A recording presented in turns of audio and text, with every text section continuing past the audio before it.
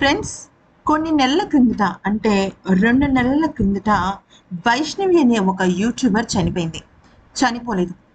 అతి దారుణంగా, అతి కిరాతకంగా తన భర్తే తనని చంపేశాడు. అయితే అది కూడా ఎలాగా అంటే తన సొంత ఇంట్లో, తన సొంత పడక గదిలో. ఇక ఆ అమ్మాయి చనిపోయే సమయానికి 4 నెలల గర్భం కూడా లోపల ఉంది. అప్పుడే 4వ నెల వచ్చిందని స్కానింగ్ పూర్తి చేయించుకుని చాలా ఆశలతో తొందరలోనే అమ్మ అవుతానని ఎంతో ఆనందంగా ఆ ఇంట్లో అడుగుపెట్టింది. అయితే ఇక వైష్ణవి ఇంట్లో ఉంటూ వైష్ణవి అమ్మా నాన్నల కళ్ళు గప్పి ఆ దుర్మార్గుడు వైష్ణవిని దారుణంగా తిరిగి రాని లోకాలకి పంపించేశాడు. అయితే ప్రస్తుతం ఇప్పుడు కరీంనగర్ జైల్లో ఉంటున్నాడు. అయితే తనకి శిక్షకు సంబంధించి ఇంకా పూర్తి స్థాయి అప్డేట్ రాలేదు.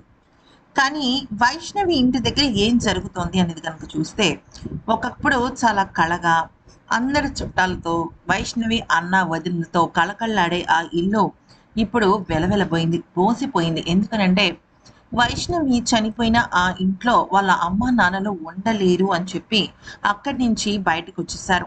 అప్పటి నుంచి ఆ ఇంట్లో వింత శబ్దాలు వినిపిస్తున్నాయి అంటూ అక్కడికి వెళ్ళిన కొంతమంది యూట్యూబర్లు చెప్తూ వచ్చారు.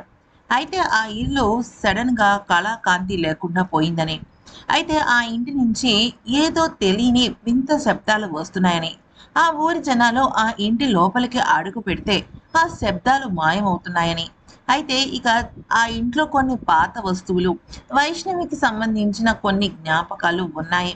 కాకపోతే ఆ వస్తువులను వాళ్ళు కొన్ని తీసుకువెళ్ళలేదు. అక్కడే ఉంచేశారు. అయితే ఇక ఆ ఇంటిని ఇప్పుడు ఎవరు పట్టించుకోవడం లేదు. ఒకప్పుడు వైష్ణవి తన యూట్యూబుల్లో కానీ, అలాగే తన వీడియోల్లో కానీ చాలా అంటే చాలా ఎక్కువగా ఆ ఇంటి గురించి చెప్తూ ఉండేది. అయితే ఆ వింత శబ్దాల్ని చూసి కొంతమంది యూట్యూబర్లతో పాటుగా అక్కడున్న కొంతమంది ఊరి జనాలు కూడా ఇవి ఇలానే వస్తున్నాయి. అయితే కేవలం 19 ఏళ్ల వయసులో త్వరలోనే తల్లి కాబోతున్నాను అన్న ఆనందంతో ఉన్న ఆ అమ్మాయిని ఈ దుర్మార్గుడు చంపేశాడు కదా!